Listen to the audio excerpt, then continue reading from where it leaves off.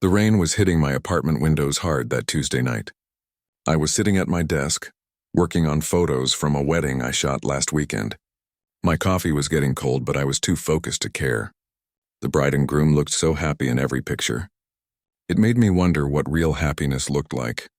My small apartment was quiet except for the storm outside. I lived on the third floor of an old building downtown, the kind of place where you could hear your neighbors walking around, but nobody really talked to each other much. That was fine by me. I liked the quiet. I had been living there for almost 2 years. Photography paid the bills, but barely. Wedding photos, family portraits, sometimes a small business needed product shots. Nothing fancy, but it kept me going. My apartment was simple too. A bed in one corner, my desk and computer set up in another, and a small kitchen that I barely used. The building had about 20 apartments. Most people kept to themselves. There was the old man on the first floor who always complained about the mailman. The young couple on the second floor who played music too loud on weekends. And then there was her. She lived 3 doors down from me. I had seen her around for months. Sometimes we would end up in the elevator together or pass each other in the hallway. She was always polite, always had a small smile. We would talk about normal things. The weather, how the building needed fixing, stuff like that. She seemed nice enough, but there was something in her eyes. Like she was carrying something heavy. I never asked about it. People have their own problems, and I had mine. That night I was deep into editing when I heard footsteps in the hallway. They stopped right outside my door. I looked up from my computer screen, waiting for whoever it was to keep walking. But the footsteps just stopped. Then I heard something I had never heard before. Complete silence. Not even breathing. Just the rain and the sound of my own heartbeat. I got up from my chair and walked to the door. I looked through the peephole, but I could not see anyone. That was strange. I could have sworn someone was standing right there. I was about to go back to my work when I heard a soft knock. Not really a knock, more like someone touching the door very gently. I opened it without thinking. There she was. My neighbor from down the hall. But she looked completely different from all the times I had seen her before. Her hair was wet from the rain, hanging around her shoulders. Her clothes were soaked through. She was shaking, but not from the cold. There was something in her eyes that I had never seen before. Not sadness exactly, but something deeper. She did not say hello. She did not apologize for bothering me so late. She just stood there looking at me like she was asking a question without words. I opened my mouth to ask if she was okay, if she needed help, if something had happened. But before I could say anything, she stepped inside my apartment. She closed the door behind her and just stood there. The sound of her wet shoes on my floor was the only noise in the room. My computer was still showing the wedding photos, but everything felt different now. The whole apartment felt different. I had no idea what to do. She was standing in my living room, dripping wet, not saying a word. But somehow it did not feel wrong. It felt like something that was supposed to happen. She looked around my apartment slowly, at my photos on the wall, at my camera equipment, at the half-empty coffee cup on my desk, like she was seeing my whole life for the first time. I wanted to offer her a towel or ask her what was wrong or do something normal. But nothing about this felt normal. And somehow that was okay. The rain outside was getting stronger. I could hear it hitting the windows harder now. The whole building was quiet except for the storm. It felt like we were the only 2 people in the world. She turned to look at me again. This time her eyes were different. Not scared or sad, but determined. Like she had made a decision about something important. I realized I was holding my breath. My heart was beating so fast I thought she might hear it. But I did not move. I just waited. She reached up and touched her wet hair, pushing it back from her face. Water dripped onto my floor, but neither of us cared. She was looking at me like she was seeing me for the first time, too. In all the months we had lived in the same building, we had never really looked at each other. Not like this. Not like we were really seeing who the other person was underneath all the everyday stuff. The wedding photos were still glowing on my computer screen behind me. All those happy faces seemed so far away now. This moment felt more real than anything I had captured in any photograph. She took a step closer, then another, until she was standing right in front of me. Close enough that I could see the raindrops on her eyelashes. Close enough that I could hear her breathing. And still neither of us said a word. Something was about to change. I could feel it in the air, like the electricity before lightning strikes. My quiet, simple life was about to become something completely different. I just did not know how different it was going to be. We stood there for what felt like forever, but was probably only a few seconds. The rain kept hitting my windows and I could hear my neighbor upstairs walking around. Normal life was happening all around us, but inside my apartment everything felt frozen in time. She looked down at her wet clothes, then back at me. Her sweater was completely soaked through. Her shoes were making small puddles on my floor. But she did not seem to care about any of that. Instead, she started to unbutton her sweater. Very slowly, like she was thinking about each button before she touched it. I watched, not understanding what was happening, but somehow knowing I should not look away. My mind was racing. Was she cold? Did she need dry clothes? Was something wrong? I wanted to ask. But the way she was looking at me told me to wait. To just wait and see what she needed to say or do. The sweater came off and she held it in her hands for a moment. Water was still dripping from it onto my floor. Then she looked around and saw my small closet. She walked over and hung the sweater on the door handle. She was wearing a simple white shirt underneath. It was wet too, but not as bad as the sweater had been. She looked more comfortable now, but still not comfortable enough. I realized I was just standing there staring. That probably was not helping. So I went to my kitchen and got a clean towel from the drawer. When I came back, she was sitting on my couch looking at the photos on my computer screen. I handed her the towel and she smiled for the first time since she had walked in. Not a big smile, just a small one, but it changed her whole face. Made her look less like someone running from something and more like someone who had found what she was looking for. She dried her hair with the towel, and I sat down in my desk chair, trying to figure out what to say. We had talked before, but only about normal things. The weather, the building, everyday stuff. This felt different. This felt important. She finished with the towel and set it on the coffee table. Then she looked at me again with those eyes that seemed to be asking me something I did not understand yet. I had seen her around the building for months. Sometimes she looked happy, sometimes tired, sometimes worried. But tonight she looked determined, like she had made a big decision and was not going to change her mind. The storm outside was getting worse. I could hear the wind picking up, making the windows shake a little. It felt like the whole world was having some kind of breakdown, and somehow we had ended up in the middle of it. She stood up from the couch and walked over to look at my photos on the wall. I had pictures from different weddings, some family portraits, a few nature shots I had taken on weekends. She looked at each one carefully, like she was studying them. Then she turned back to me and said something that I was not expecting. You see people differently than they see themselves. I did not know what to say to that. It was true, I guess. When I took pictures, I tried to capture something real about the person, not just how they looked, but who they were underneath. That's what photographers do, I said. She shook her head. No, that's what you do. Most people just see the surface. She was right, and somehow she had figured that out just from looking at my pictures. That made me wonder what else she could see that I did not even know about myself. She walked over to my window and looked out at the storm. The streetlights were making everything look yellow and blurry. A few cars were driving by slowly, their headlights cutting through the rain. I've been watching you, she said without turning around. That should have sounded creepy, but it did not. It sounded honest.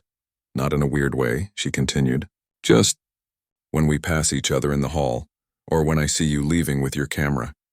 You always look like you're going somewhere important, even when you're just going to the store. I laughed a little. Trust me, going to the store is never important. She turned around and looked at me. But you make it look important. You make everything look like it matters. I did not know what to say to that either. Nobody had ever said anything like that to me before. I just tried to pay attention to things, to really see what was happening around me. She came back and sat on the couch again. This time she sat closer to where I was sitting. Not too close, but close enough that I could smell her shampoo even through the rain smell. Can I ask you something? She said. Sure. Do you ever feel like you're living someone else's life? That was not what I was expecting her to ask. But as soon as she said it, I knew exactly what she meant. Sometimes, I said. Like you're doing all the right things, but they don't feel right for you. She nodded. Exactly. Like you're acting in a play, but nobody gave you the script. We sat there thinking about that. Outside, the storm was still going strong, but it felt safer now. Like we were in our own little world where we could say things that we might not say anywhere else. She leaned back on my couch and closed her eyes for a moment. When she opened them again, she looked different. More relaxed, but also more serious. "I left my husband tonight," she said. The words hung in the air like smoke. I did not know what to say. I had suspected something was wrong at home. The way she looked sometimes in the hallway. The phone calls I could hear through the thin walls late at night. But I never would have guessed this. "Are you okay?" was all I could think to ask. She laughed, but not because anything was funny. "I don't know. I think so. For the first time in a long time, I think I might be." She told me about her marriage, how it started good but slowly became something else, how she stopped being herself and started being who she thought he wanted her to be, how she woke up one morning and realized she did not even know who she was anymore. "I tried to make it work," she said. "For 3 years, I tried everything. Couples therapy, date nights, weekend trips. But you can't fix something when the problem is that you've disappeared." I understood more than she knew. I had been engaged once 2 years ago. Same thing happened, just from the other side. I started changing to make her happy, and she started changing to make me happy.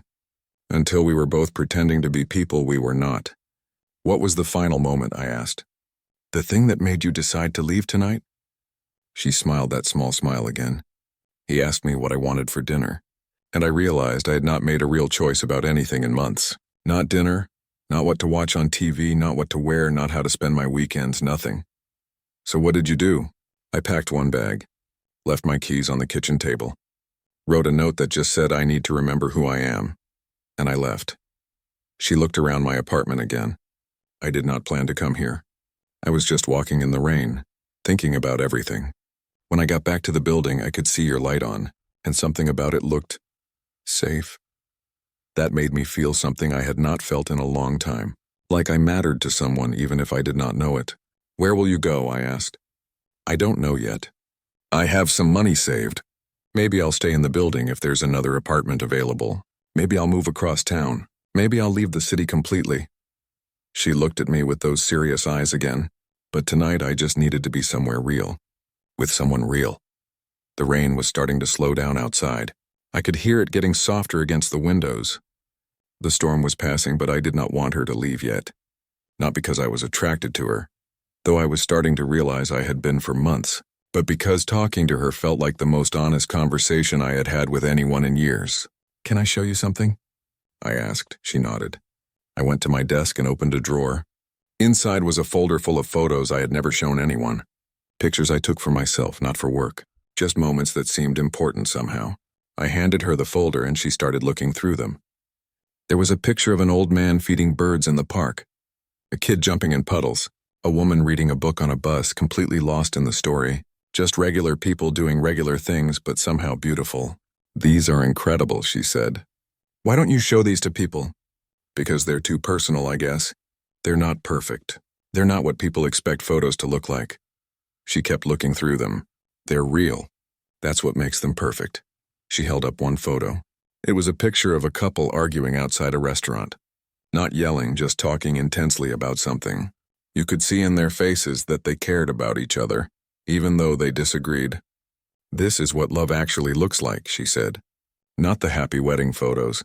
This two people who care enough to fight about something." I had taken that picture 6 months ago. I was walking home from a job and saw them there.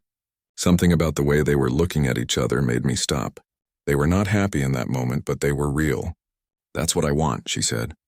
"Someone who will see me when I'm not perfect, when I'm angry or sad or confused. Someone who will argue with me because they care what I think." She put the photos back in the folder and handed it to me. "Thank you for showing me these. Thank you for understanding them." We sat there for a while, not talking. The rain had almost stopped completely. Soon she would have to decide what to do next, and I would have to go back to my regular life. But something had changed between us in the last hour. Something important. I realized that for the first time in months I felt completely awake. Like I had been sleepwalking through my life and suddenly woke up. And it was because of her. Because she had trusted me enough to be completely honest about who she was and what she needed. "What are you thinking about?" she asked. "How different tonight feels from every other night." She smiled. This time it was not small. It was big and real and beautiful. "Good different or scary different?" "Both," I said. "Definitely both." The rain had completely stopped now. I could see drops of water still hanging on my windows, catching the light from the street lamps outside. Everything felt quieter, but not empty quiet. More like peaceful quiet. She was still sitting on my couch, but she looked more relaxed than when she first came in. Her hair had dried a bit, and she was not shaking anymore. The towel was folded neatly on my coffee table, and her wet sweater was still hanging on my closet door. "Can I ask you something personal?" she said. I nodded. After everything we had talked about, it seemed silly to worry about personal questions now. "Why do you live alone? I mean, you seem like someone who would be good at relationships." That made me laugh. If I was good at relationships, I probably would not be living alone. She turned to face me completely. "That's not what I meant. You listen when people talk. You pay attention to things.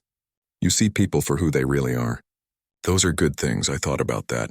Maybe she was right. Maybe the problem was not that I was bad at relationships. Maybe the problem was that I kept trying to have relationships with people who did not want the same things I wanted. "I think I'm afraid of getting lost again," I said. "Like what happened to you in your marriage.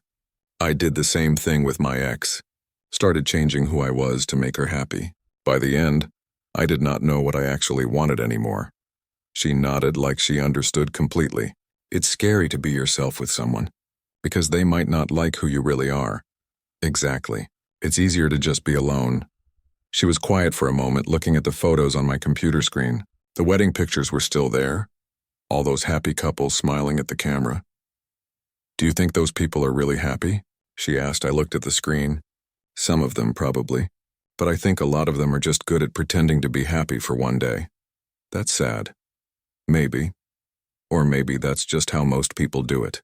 They pretend until they forget they're pretending." She stood up and walked to my kitchen. "Can I get some water?" "Of course." Glasses are in the cabinet above the sink. I watched her move around my small kitchen like she belonged there. It should have felt weird, having someone I barely knew make herself at home in my apartment. But it did not feel weird. It felt right. She came back with 2 glasses of water and handed me one. "I have a confession," she said as she sat back down. "What?" "I've wanted to talk to you for months. Every time I saw you in the hallway, I thought about asking if you wanted to have coffee or something. But I was married and it felt wrong. That surprised me. I thought about the same thing. You always seemed interesting, but I did not want to complicate your life." My life was already complicated. I just was not ready to admit it yet. We both drank our water and thought about that. How many times had we passed each other in the hall, both wanting to connect but not knowing how? How many opportunities had we missed because we were both too scared or too polite to be honest? "What made you ready tonight?" I asked. She set her glass down and looked at me seriously. "When I was packing my bag, I kept thinking about all the things I had never done because I was afraid. All the conversations I never had. All the chances I never took. I realized I could spend the rest of my life playing it safe and being miserable, or I could start taking some risks. And coming here was a risk? The biggest one I've taken in years." I understood what she meant. It was not just about leaving her husband. It was about trusting someone new, about being vulnerable with a person who could hurt you if they wanted to. "I'm glad you took it," I said. She smiled. "Me too." The apartment was starting to feel different. Not like my apartment where I lived alone, but like a space where 2 people were comfortable together. I could see her things mixed in with mine. Her sweater on my door, her glass next to mine on the table. It looked natural. "What happens now?" I asked. She shrugged. "I don't know. I've never left a marriage before. I guess I figure it out as I go." "Do you want to figure it out alone or do you want some help?" She looked at me for a long moment. "What kind of help?" "Whatever kind you need. Help finding a new apartment. Help moving your stuff. Help remembering who you are when you're not married to someone else." "That sounds nice. But are you sure you want to get involved in all this mess?" I thought about it. My life was simple and quiet and safe. Getting involved with someone who just left her husband would definitely make it more complicated. But complicated was not always bad. Sometimes complicated was just another word for interesting. I think mess might be exactly what my life needs right now. She laughed. A real laugh this time, not the sad one from earlier. "You might change your mind when you see how much mess we're talking about. Try me." She reached over and touched my hand. Just for a second, but long enough that I could feel how warm her fingers were. "Thank you," she said, "for listening. For not judging. For letting me be honest about everything. Thank you for trusting me with it." We sat there holding hands for a minute, not in a romantic way but in a human way, like two people who had found something they did not even know they were looking for. Outside, the city was getting ready for morning. I could hear a few cars starting up, people getting ready to go to work. The normal world was still out there, but it felt far away. I should probably go, she said, but she did not move. You could stay if you want. I have extra blankets. The couch is more comfortable than it looks. She considered that. Would that be weird? Probably. But good weird, she laughed again. Okay, good weird it is. I woke up before she did. The morning light was coming through my windows, soft and golden. She was still asleep on my couch, wrapped up in the extra blankets I had given her. She looked peaceful, younger somehow. I made coffee as quietly as I could, trying not to wake her up. I wanted her to sleep as long as she needed to. Yesterday had probably been one of the hardest days of her life. While the coffee was brewing, I looked at her sleeping on my couch. It had been a long time since I woke up and was not alone in my apartment. But this felt different from the times my ex had stayed over. This felt comfortable and natural, like it was supposed to happen. The coffee finished brewing and the smell must have woken her up. She opened her eyes slowly and looked around, confused for a second about where she was. Then she saw me and smiled. "Good morning," she said, her voice still sleepy. "Good morning. How did you sleep?" "Better than I have in months." She sat up and stretched. "Your couch is very comfortable." I poured 2 cups of coffee and brought one to her. She wrapped her hands around the warm cup and took a sip. "This is good coffee," she said. "Thanks. I figured after yesterday you deserved good coffee." She laughed. "After yesterday I deserve a lot of things. Good coffee is a good start." I sat down in my desk chair and we drank our coffee in comfortable silence for a while. The morning felt different from the night before. Less intense but still special. Like we had crossed some kind of bridge together and now we were on the other side. "I need to go back to my apartment at some point," she said. "Get more clothes, figure out what I'm doing next. Do you want company for that?" She thought about it. "Actually, yes. I think I would like that." After we finished our coffee, she put her sweater back on. It was dry now but wrinkled from hanging on my door all night. She looked in my bathroom mirror and tried to fix her hair. "I look like I've been through a storm," she said. "You have been through a storm. You look like someone who survived it." She came out of the bathroom and stood in front of me. "Before we go, I want to say something." "Okay." Last night was not just about leaving my husband. It was about finding myself again. And somehow talking to you helped me remember who I used to be before I got lost. I did not know what to say to that. It was one of the nicest things anyone had ever said to me. "You helped me remember some things too," I said. "Like what?" "Like how good it feels to really connect with someone. Like how brave it is to be honest about what you want.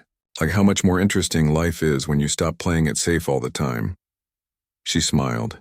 "So we helped each other." "I think so." She walked to my door, then turned back.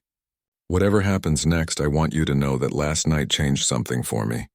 Something important. It changed something for me too." We walked down the hall together to her apartment. She unlocked her door and we went inside. Her place was similar to mine, but it felt completely different. Everything was too neat, too perfect, like nobody actually lived there. "This is what my life looked like," she said, looking around. "Everything in its place, nothing out of order, nothing real." She packed another bag with more clothes and some personal things. Photos of her family, a few books, some jewelry that meant something to her. While she packed, I looked at the note she had left for her husband on the kitchen table. It just said, "I need to remember who I am," like she had told me. But seeing it written down made it feel more real somehow, more final. "Are you ready?" she asked when she finished packing. "Are you?" She looked around her old apartment one more time. "You know what? I think I am." We left together and walked back down the hall. When we got to my door, she stopped. "I'm going to look for my own place," she said. "I need to learn how to live alone before I can live with anyone else." I understood that. That makes sense. But I hope we can still be friends. Real friends. The kind who tell each other the truth even when it's hard to hear. I would like that very much. She hugged me then. Not a polite hug like we used to do in the hallway, but a real hug. The kind between people who have seen each other at their most honest. "Thank you," she said. "For everything." "Thank you too." She picked up her bags and started walking toward the elevator. Halfway there, she turned back. "By the way," she called out, "you should show those personal photos to people. They're too good to keep hidden." 3 months later, I had my first art show at a small gallery downtown. The personal photos she had looked at that night were hanging on the walls, and people were actually buying them. She came to the opening. She looked different, happier, more confident, more like herself. She had found her own apartment across town and a new job that she actually liked. We still talked regularly. Sometimes we had coffee, sometimes we just walked around the city taking pictures together. She was right. We had become real friends. The kind who told each other the truth. That night in the storm had changed both of us. She learned that being honest about what you need is not selfish, it's necessary. And I learned that taking risks with people you care about is not dangerous. It's how you build a life worth living. Sometimes the best things happen when you stop playing it safe and start being real with each other. Sometimes a storm is exactly what you need to wash away everything that was not working and make room for something better. And sometimes the person you need to meet is living 3 doors down from you, waiting for the right moment to be brave.